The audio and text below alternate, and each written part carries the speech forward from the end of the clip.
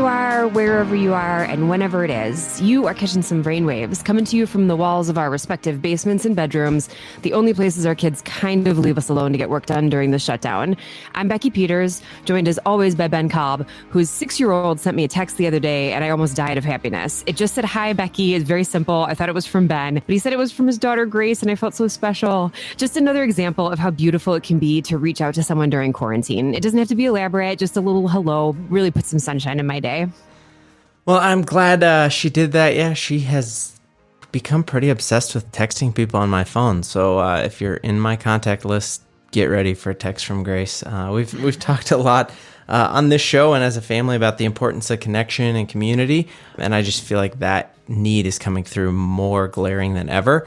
And I find myself just feeling way more like myself when I'm actually talking to people, whether it's on the phone over WebEx or across town on a podcast. Yeah, I've noticed that too. I've spent I think because I've spent so much time in my head or just talking to my kids or my husband, which doesn't take much effort. I just be who I am in front of them. But it feels like there's that extra layer of socializing that in some ways defines who I am in social situations that just hasn't been exercised in a while. I'm already anxious about being around people again. I'm afraid I'm going to be like a jump mess because that's how my brain is. But I'm trying to make the most of it like we all are. And in moments when I'm not taking care of my kids or in the depths of the isolation blues that we're all experiencing, I've been doing a little bit more yoga and more intentional reading and processing of my books. So that's helped to give me a little bit more direction. I was reading a recent blog post yesterday from Ryan Holiday. He's the author of Stillness is Key and a follower of Stoic philosophy. And he was really encouraging being intentional and accountable in our own habits during this time. And it's an interesting time, I think, to reset our habits, like waking up early, which I'm terrible at. I just woke up at 8:15 today. It's terrible. Set a routine, exercise, all that stuff. The habits I'm working on are, I'm just going to keep it simple, yoga and reading. What are you doing with your unnormal time, Ben? It's weird because every day is different, and I find myself with this new schedule going to my night owl tendencies because there isn't, that 6 o'clock alarm clock that's going off. But one thing I have started doing that I never would have guessed would be a good thing is that my wife Sarah and I had watched the nightly news every night as we were doing dishes. We just put in a Bluetooth earphone and watched the nightly news, and we found that we weren't actually learning anything new. We were just getting more and more panicked about things. And so I've actually stopped watching the news, and I'm trying to just read 1 or 2 articles a day to stay informed, but not focus on what's going on because it did feel a little bit sensational. That's something that's helping me be in a better place. And then I've been trying to walk quite a bit. So I think for the month of April, I averaged 20,000 steps a day, which is, it's a lot of steps. Stop it. Yeah, it's a lot of steps. That's amazing. When do you walk? Usually when the kids go to bed, I try to do a nice little 4-mile walk and just listen to a podcast or just think. It's been good. That's awesome, man. Thanks for sharing that. I think it's cool to share personal habits that are getting us through. And I have to share another cool story about reaching out and personal habits, which with actually a cool tip and a connection to today's interview. Our guest today is Zaretta Hammond. She's an educator, author, consultant who was generous enough to spend time sharing us her thinking of education during quarantine. Hold tight. It's going to be an awesome discussion. But anyways, something she mentions during the interview that I didn't ask a follow-up question on, and I wanted to at the time. So I reached out to her and I emailed her afterwards for clarification. And this amazing woman not only took the time to write me back a really thoughtful response with links and resources, but she also attached a 6-minute audio clip of her explanation of her thinking using Zencaster. You could use voice memo, whatever. But I'll include some discussion on that during our takeaways at the end of the episode. It won't make much sense until we talk about it.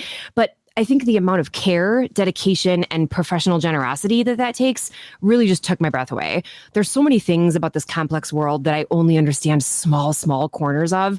And having Zaretta taking the time to personalize that response to me really helped expand my understanding. And I think that'll stick with me for a long time.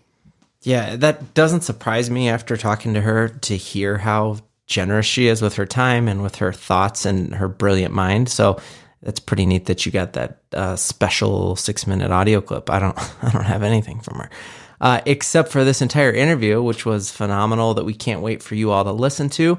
Last thing before we dive into this interview with Zaretta is that if you go online, there's a free study guide for her book, Culturally Responsive Teaching in the Brain.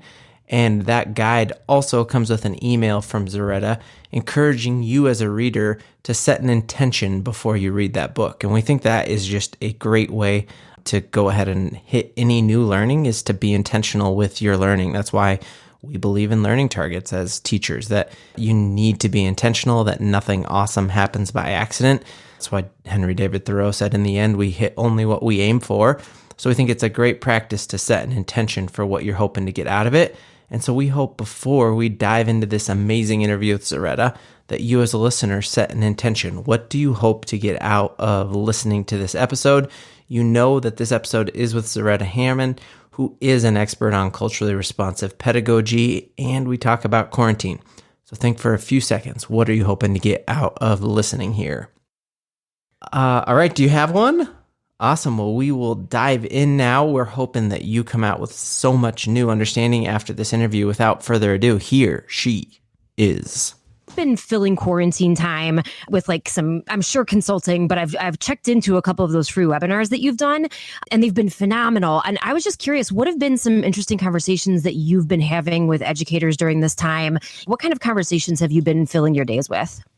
Well, it's interesting. Filling my day with helping people see the opportunity in the crises. And one of the things I hear around the equity conversation is somehow this can happen for poor kids or kids who historically have been marginalized, Black and brown kids who are disproportionately poor. We can't do culturally responsive teaching. So I hear this narrative that somehow the equity divide in terms of technology is the key problem. And what I'm trying to help them rediscover in all of these conversations I've been having, it's why I felt motivated to do the 2 webinars, is that we still have forgotten the student. The student is the center of learning. Only the learner learns is my motto. So if we can help the student do what the brain naturally wants to do, which is to learn. The brain is a learning machine. It does not need to go to school to learn. It learns. That's how we get better and move through life and start to make decisions and, build relationships and do all the things that we do as human beings to build a quality life. So part of what distance learning, right, the whole school closure thing has exposed is where the fissures are in our system, right, where the cracks and in some places the chasms are between students who are able to learn independently. If you give them a packet, even if packets may not be fun, but if I'm an independent learner, I can be about my learning. If I am a student who has been underdeveloped in terms of capacity to be an independent learner, and I don't mean just compliant learner, I mean someone who is curious, knows how to grapple with things, knows how to do some kind of instinctive research. This is not necessarily, you need to get on the computer, but we've got stuff around us. So I wanted to engage people in the opportunity to pivot from what we don't have or what kids don't have or what families don't have to, what do they have? I use the example all the time of Apollo 13, the movie by Ron Howard with Tom Hanks. And famously, chronicling how that whole Houston, we got a problem thing came about. And in that very scene, there's a situation where they hear the Houston, we've got a problem. And the Ed Harris character who's on the ground, he's talking with the younger engineers and he says, go get the box. They're all trying to figure out how do we solve this problem. He says, the only way you're going to solve it is what the ingredients and the things they have access to. So they had kept a box on the ground of all the things that the astronauts way up in the sky had access to. And they solved the problem with that and then told them how they can actually solve their problem with what they had on hand. This is what we have to do during distance learning. So the idea is that we can't replicate school at home, and we shouldn't. Parents have always been children's first teachers, right? Any any parent who's potty trained a child knows pedagogy. Yep. You just don't know that word. Right? So the reality is help parents remember. And if you're in the right relationship with them, then you can do it as partners.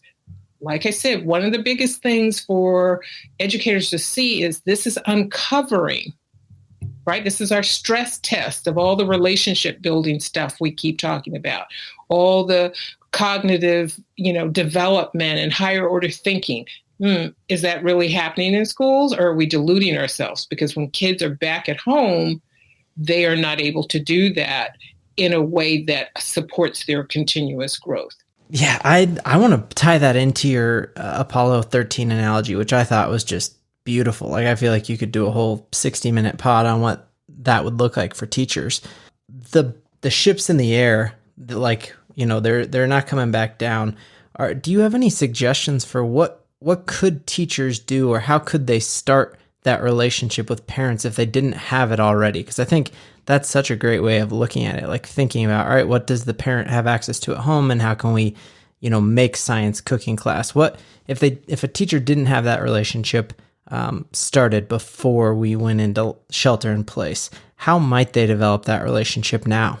Yeah, I think the first thing I encourage teachers to do is let go of kind of their to-do list or checklist. So the first part of that is just rebuilding or building, if it's for the first time authentically, that relationship with the parent. And what does that look like? That's first off asking the parent, how are you holding up? What can I do for you? Right? So the brain starts to respond. I'm going to be more open to building a partnership with you if what I experience from you emotionally, right, from the brain, that the dopamine and the oxytocin get toggled on. In this case, I need that oxytocin, that sense of connection. That's why in chapter 5, I talk about the trust generators. So teachers need to think about, how are they just caring for parents? How do they then, secondly, affirm that parent, you're the first teacher. No matter how it's going, you're doing something to help kids keep using their brain every day. May not be perfect. I call it the first pancake, right? Nobody gets upset because the first pancake is burnt on one side, or gooey or beige on the other. Nobody says, shut the kitchen down, right? Instead, we just say, okay, cool. Let the state control that kitchen, That's yep. right. Yep. But my point to you is that these first things, so it's not going well, but don't just you need to do this, parent. Parents are already feeling that they're at the edge of their best self, right? Trying to do it all. So acknowledge just, hey, you're doing something every day. Here are 3 more suggestions. Hey, let's get together. I don't see teachers getting together with parents as co-teachers. That would be really interesting. Here's the Zoom link just for parents. Have your kids go do something, and let's get together and plan some, how can we link in cooking? Here are the things I'm trying to do. What are your funds of knowledge? And they co-construct something. So I don't see that happening at all. No.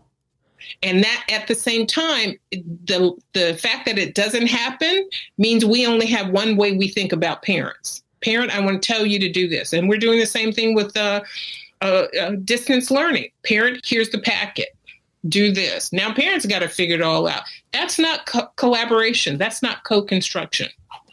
No, and that's why parents, they're overwhelmed and I can't do all of this. But if it was that conversation, that Zoom call of, hey, here's what this, here are my standards. What could we do? That would be, the buy-in would be so much fun. And I think it would lessen the load on the teacher as well. I think so too. Wow. I think it would look very, very different. Again, it's not about telling. It's about co-constructing, right? And teachers have to move out of the telling parents things, because parents are the first teachers. And we need to honor them. Wow. All of it. I just want to hear you say that. I'm going to play that on replay 50 times, because there was so many things that I heard that I really resonated with, and I want to dig further in on. One of the things, and that really struck me early on when you were answering that, as a parent, I'm really struggling with, what parts of my day can I just let my kids learn the way they're naturally going to learn through play, or, whatever it is, scientific inquiry in the field next door. or the things that the schools provided me. And so I'm which is also really awesome, great stuff. But how do we balance, I suppose, the availability of resources with that degree of freedom to be able to follow the pedagogy that we don't really know we're doing when we're potty training? Do you know what I mean? Yes, I do, and I think it's a medium. It's a happy point in between the two, right? It's not totally ditch the packet, but it's also not free range. Go out and learn something. Now, I'm old enough to have grown up during an era where my, mother and my friends' mothers and fathers opened the door, pushed us outside and say, just come back when the street lights come on, right? Well, that day is gone, long gone. And kids do need a certain type of structure, but what the brain always needs is curiosity. So I talk about it in my book as how are we igniting intellectual curiosity? So what I typically encourage teachers to do as they design distance learning opportunities for kids and then to invite parents to create the structure throughout the week is almost like a choice board. But you have to help them by narrowing the choices. So rather than leaving it open-ended, because here's the problem. For students who are school dependent, who wait for the teacher to over-scaffold, to wait for the teacher to tell them what directions to follow, they won't initially start to say, oh, great, the shackles are off. Now I'm just going to, run and learn everything I can in my own way. I'm inquiry. And they are going to have to be encouraged through a path of inquiry. So it could be during science time, it's cooking time. During, cleanup time, we could talk about engineering so that eventually something will spark that interest where now the student is like, oh, okay. And if the parent and the teacher are in relationship, then what the parent does in terms of some ways to spark that interest is aligned with what the teacher's trying to teach in a particular unit that might be coming home in the packet. This is where teacher and parent are collaborators in a partnership. But what I also have found is a lot of parents have no relationship with the teachers, and a lot of teachers have no relationship with the parents in that way. So now because you didn't cultivate that, you actually can't lean on that during distance learning. So here's the reality.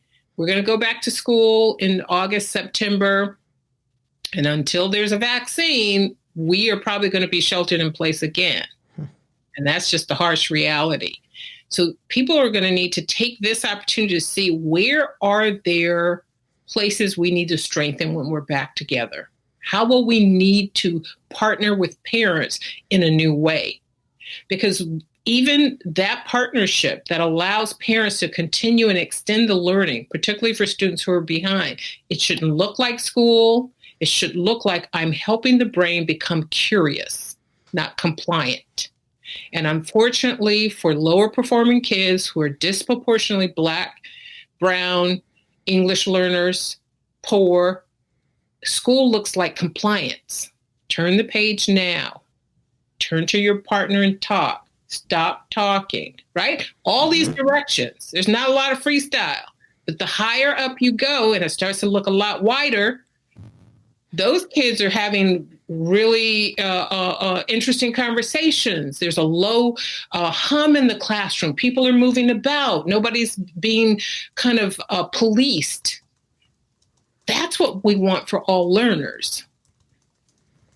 That's why we have to kind of flip that script. So I think we have to rethink. I'm going to circle all the way back around to your question. So parents need to be discerning and structure it so your kids have some choice, but also ask interesting questions, help them explore things by doing a little of that side to side, side by side with them, and then, engaging other kids in the household with that, and so that you don't have to be the one in charge of it all the time. As long as they're not burning down the house or painting rooms you didn't intend to be painted. One of the quotes that I've loved of yours for a long time is that only learners learn. What do you think that looks like? And in this distance learning or emergency remote teaching situation? There's a lot of conversation about grading. And I think, again, it's at a more mid-grain level, right? And so do we give grades? How do we assess it? How do we make sure that kids are getting the right grades? I think it's the conversation is slightly off, right? So if we go back to only the learner learns and we put the learner at the center, then we need to think about it in the way that a personal trainer or a sports coach does. That sports coach is not giving that player grade. They're looking for progress.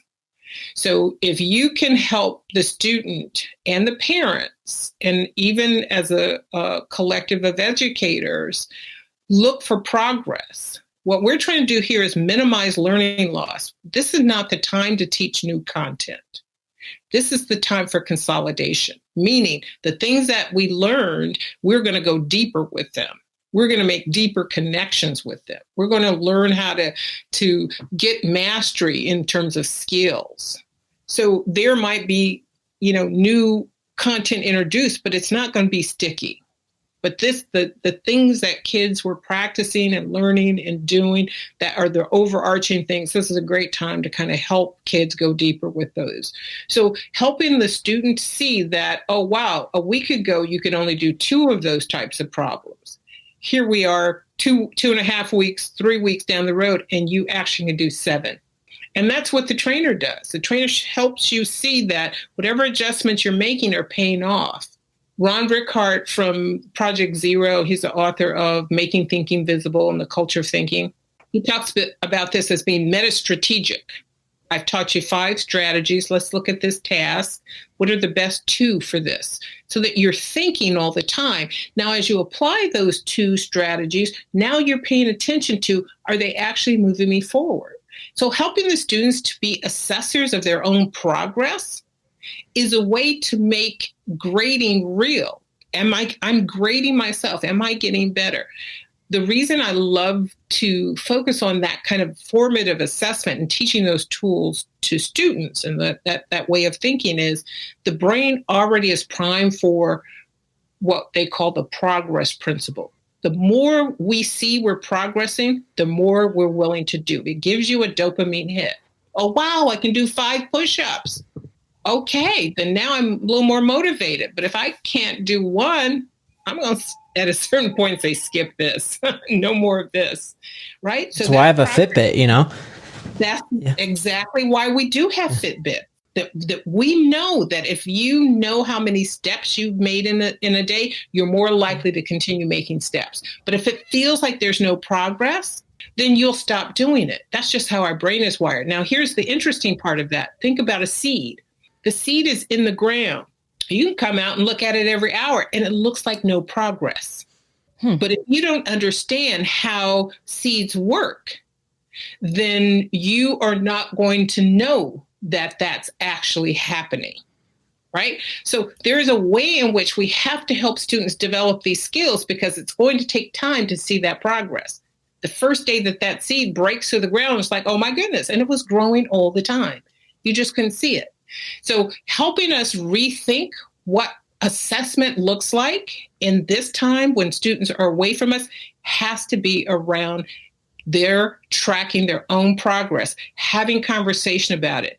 If you look at my Ready for Rigor frame, the circle in there, on one side it says wise feedback, on the other side it says instructional conversation. That's what the instructional conversation is about. Wow, you're getting better. What did you do different? Right? Oh, I tweaked this and I did that. That's how we get smarter.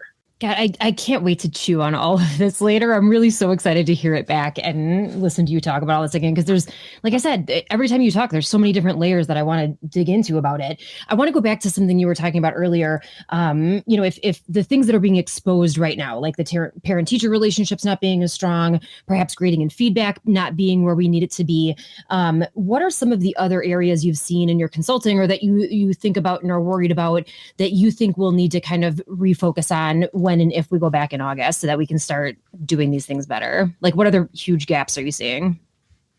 Well, I think the other gap is, and it's an extension of student learning, but it's literacy in reading development. right? That's such a critical part of learning how to learn. And because at a certain point by fourth grade, you're using reading to take in the new content that you're now going to actually chew on for information processing. But if you can't take that in, then you have nothing to chew on.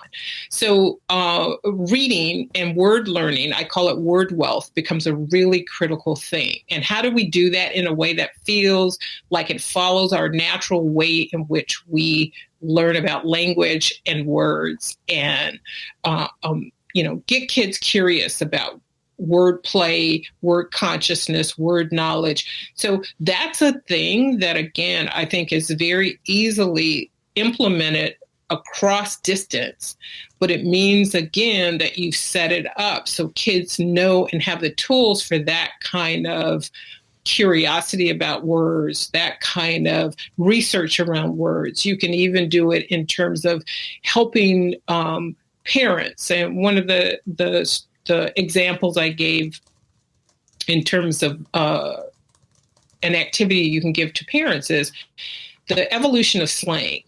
So if you're sitting around with your parents, you're like, what did you guys call this? Well, we called it groovy, right? Then it was pink, and now it's tight. And how did it get there? Yeah. Right? Straight lit. Yeah. Yep. Absolutely. But imagine the conversation now, because once you do that, it just happened in our interaction, your brain lights up. Yeah. And now we just all started kind of talking. Why? Because your brain's like, yes, there's a natural connection. And then when you do that, like, oh, let's go and just look in the dictionary to say, what's the origin of that word, right? You can because now the dopamine has hit. Now you want to know a little something. There's a great scene. You can tell I like movies. There's a great scene in School of Rock, right, with Jack Black, where he's talking about the history of rock, and they don't know who Led Zeppelin is. And he's like, what? You do not know Led Zeppelin? And then he goes to other metal bands, and he said, and those metal bands, took from blah, blah, blah. And next thing you know, you've got this whole tree of music, the roots of music. Why not do something like that at home around words? Or even you could do it around music. You could do it around, because all of these stimulate the brain in a way that is going to ignite the student to want to pursue it. Some kids are going to want to pursue maybe the how many beats per minute. Wow, your music was really slow, or your music was faster, or maybe they're going to chart the evolution of hip hop. When I grew up with hip hop, it was very different than what, my kids, when they came into consciousness around hip hop, what that looked like, right? So there's always ways to leverage the funds of knowledge that are at home or in the immediate community that are still grounded in the things kids need to know and be able to do. Do you worry about the I suppose the gap just getting wider and wider, and how we reconcile that gap when we go back, if some kids are having those opportunities and some aren't? I don't worry about it, because here's the reality. The system historically, the way we constructed public education in this country, was born out of apartheid. It was designed to actually keep that gap open. So this is not like, the gap was closed and now something's widening. Yeah. No. The supremacy is being maintained. Right. So now the question is, this is why it becomes so important to help students be the leaders of their own learning. Because until we have the real will to educate all children at a high level and not blame it on kids and families, then we actually will see a continuation of achievement gaps. So those people that understand that the children in front of them, we can teach them how to read, we can teach them how to learn independently. So their curiosity is that, and curiosity is not, it's freestyle. It's like, here's the standard we need to meet. Right. Let's be curious. So our learning pulls us forward, right? And so we can continue to do that. And that's what equity-focused leaders and instructional coaches and teacher leaders and classroom frontline teachers are doing. The system may not respond. Now, those people are moving throughout the system, and we can see small pockets of that happening. So I say all that to say I'm not worried because it is there. Right. I think we just have to double down on what we know the remedy is. Only the learner learns. If we cannot help students be independent learners, then we are going to just keep seeing more gaps. And here's the real challenge. People talk about achievement gaps, but learning gaps are the key. Learning gaps turn into opportunity gaps, which turn into achievement gaps. The opportunity gap is I can't take algebra, which will position me for higher level math, which positions me for college readiness, if I don't have fluency and automaticity with my number sense, multiplication, basic division, quickly adding. Not that math is quickness, but those are fundamental things that you just have to have some fluency with. So at a certain point, because I don't have that and you don't see as many Black or brown or poor kids in algebra, then we start blaming the kids. When we develop that capacity in the learner in the second, third, and fourth grade. So the reality is you do have to understand how inequity by design works. There is a formula, there is a method, it is a beast. We're not going to topple white supremacy, apartheid DNA in schools just by wishing away achievement gaps. We really will have to empower learners to accelerate their own learning to close those gaps. We don't have enough time in school. So the things that I recommend in terms of that acceleration are really well positioned to help us navigate and actually thrive during distance learning if done correctly. Have you ever read a book that's like so over your level that you have to read a paragraph like 10 times? I feel like I need to do that with everything you say in a really good way. Like that quote again, the learning gaps, that was just brilliant. I love that. And it's just three simple phrases. It's the cognitive recognition that learning gaps turn to opportunity gaps, turn to achievement gaps. Yeah, but wow, it's so deep. It is deep, but it's the real thing, right? Mm-hmm. Absolutely. We have a tendency to be enamored with achievement gaps. And here's the other quick thing. Then we think it's all about implicit bias. So if I just do implicit bias training, right, that's another distraction. And the distraction then is that's the problem. Then we have the whole grit growth mindset. Well, those kids just don't have grit. Listen, any Black, brown, poor English learner coming to school has got double grit. Yep. English learners, they have a superpower. Yep. That's not how they're being positioned. Talking about all these things, like the way I even asked it, are you worried about obviously, because it's been there for years and years and years, and it's not going to go anywhere unless we really get into these deeper conversations and partner with students in a revolutionary way, and families too. Yeah. One of the other things that I love about your work is around like, our brain is always looking to minimize threats, but maximize connection. And so those two like seemingly disparate topics are kind of always at war in our brain. And, we've got those common triggers that you talk about, like social standing, certainty, control, connection, and equity. I'd love to hear your perspective on, in those 5 areas, what do you see at that is being really threatened now with distance learning that we should be paying attention to under that framework? So I think one of the things that I think is kind of a myth or a misconception is that connection is being threatened. I don't think it is. I think when you start to understand, particularly from a collectivist practice, how we maintain connection. I come from a collectivist culture, African-American culture, I live in an individualistic dominant society. So I navigate between both of those, but those roots of connection span distance. And particularly when you think about the history of African Americans, you may have been sold to another plantation. You may have had people that left the South to go up to the North for greater freedom.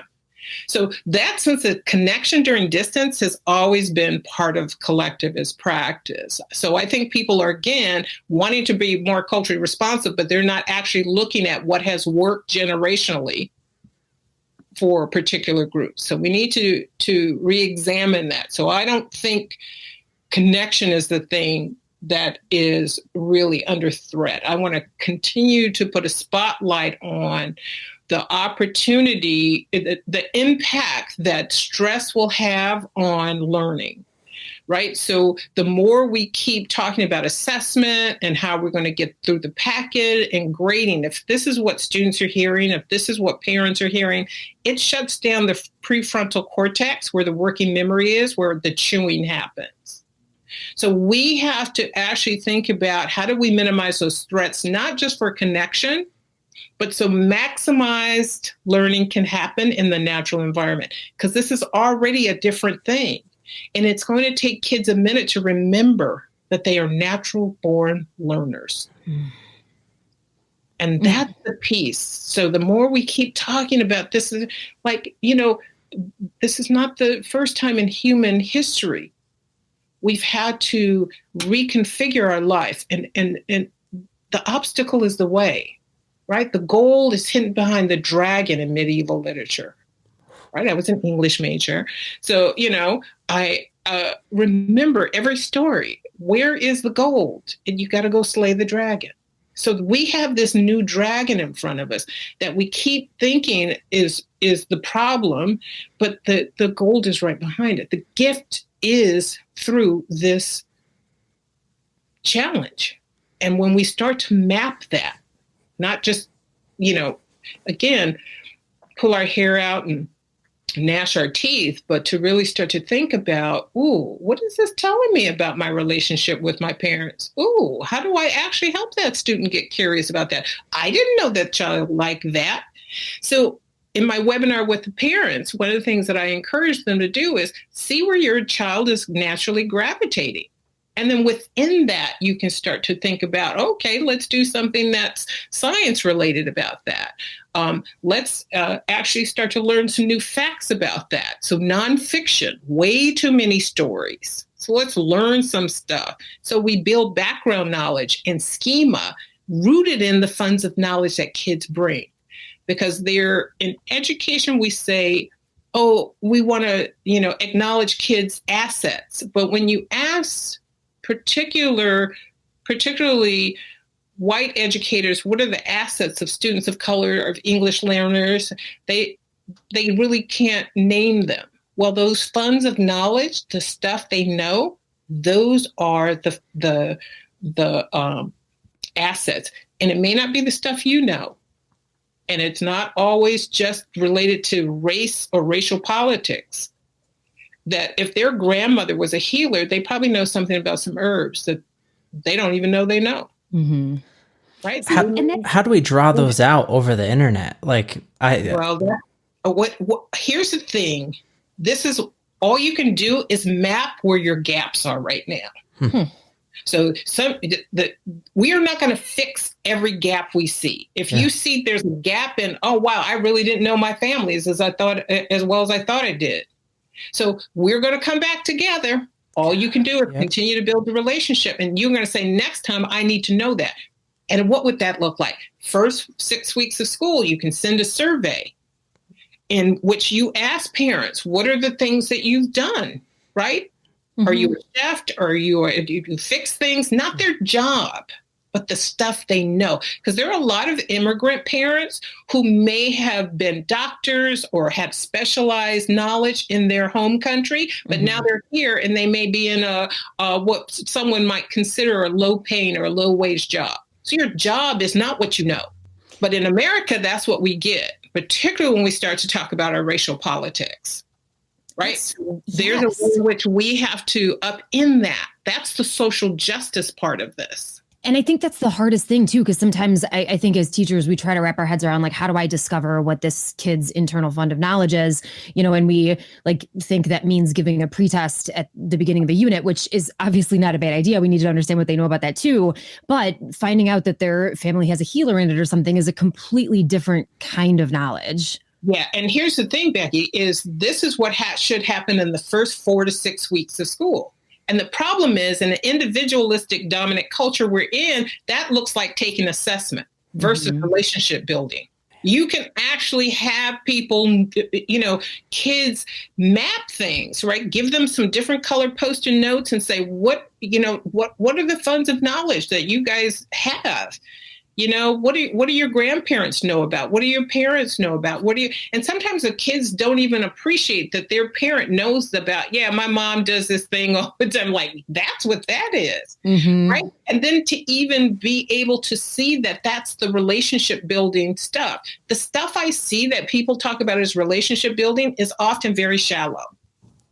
So one of the ways that we know about building relationships just as human beings is the more we know what the other person knows, the more we start to sync up with them. And we sync up in a couple of ways. We're compatible, the same. Then we're complementary, meaning, we're not the same, but those things complement each other. And then we map the conflicts. Like, I don't believe that.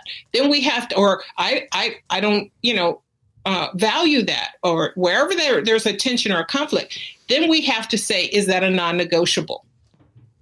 Right? So that's relationship building. But we have a tendency to put relationship building in this SEL, kumbaya, everybody's mindful, everybody's happy. That's not relationship building. You would never get married to anybody that you're happy with all the time. You actually want to know, where are the places that I may not agree, and is it a non-negotiable? And if it's not a non-negotiable, you're cute. This has been fun. Bye. Yeah. My God. Wow, I adore you. Yeah, and for my wife, one of the non-negotiables must have been marrying someone who doesn't shower often, because I think this 40-day shutdown, I can count on two hands how many showers I've taken.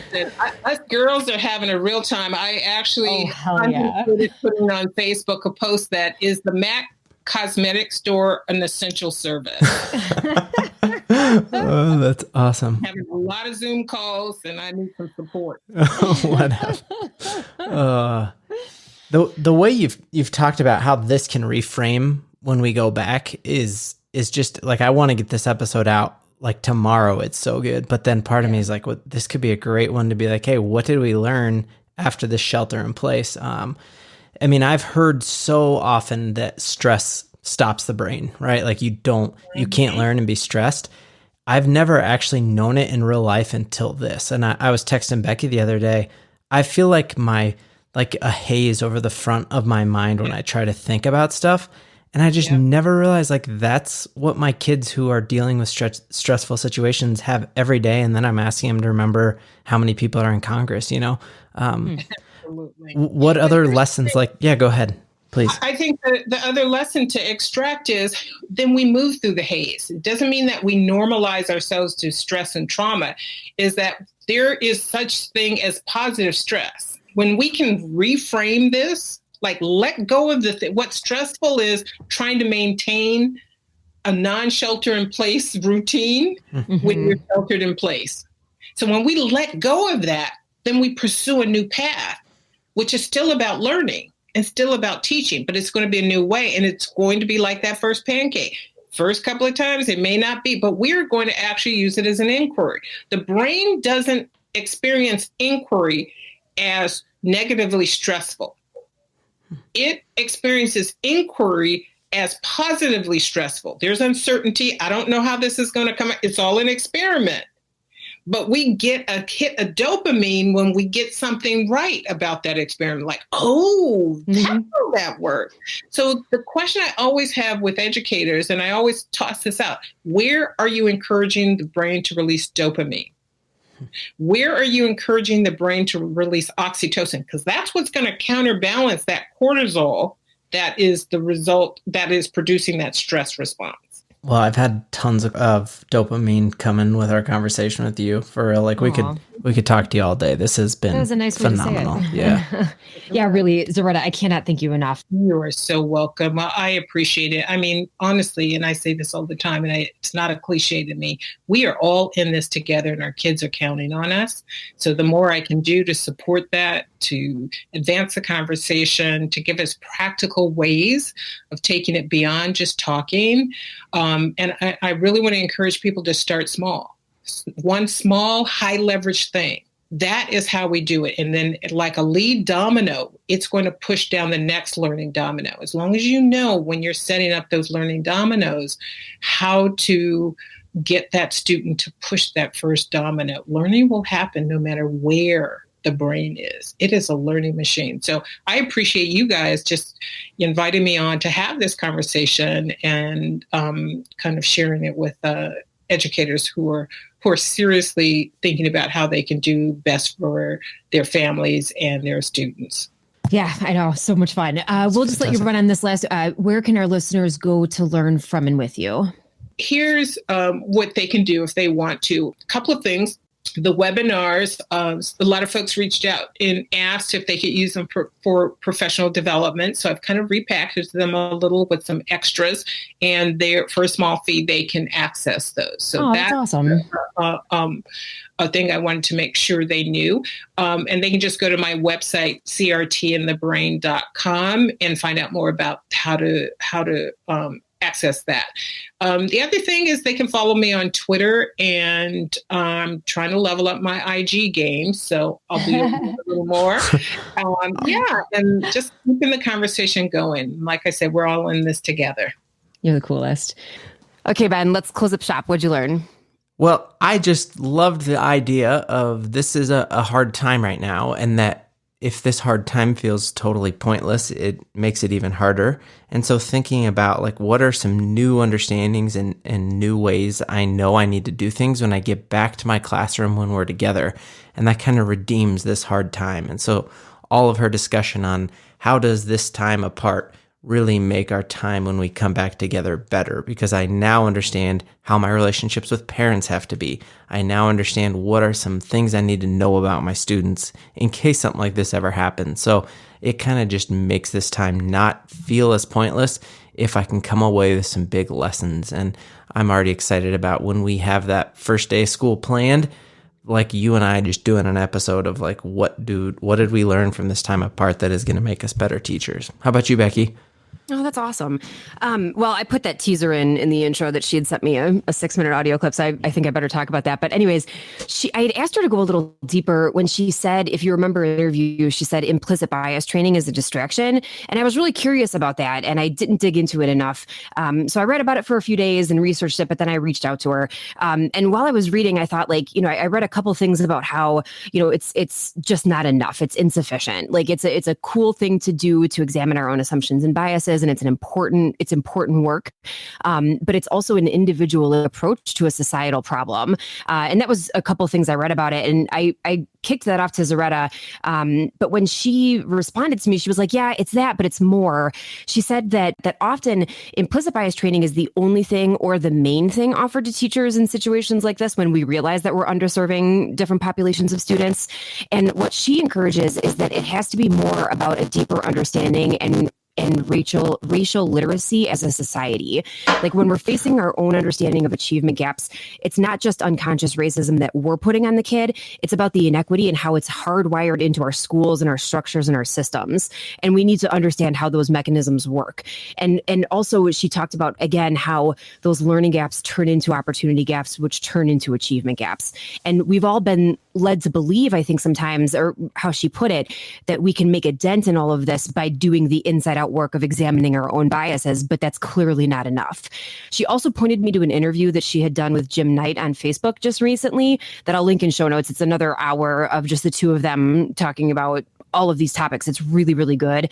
And she's just got stuff like that all over the internet. She's so professionally generous. It's insane.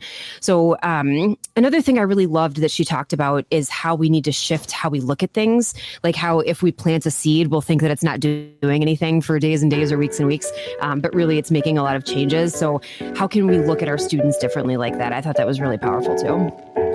Do you think she likes us more than Jim Knight? Yeah, obviously. What's not to like, right? Yeah, what's not to like? With that, we invite you to share your learnings from this episode, share your intentions with us. We would love to see them on social media or via our blog. Leave a comment. We'd love it. And as always, have a great generic time of day.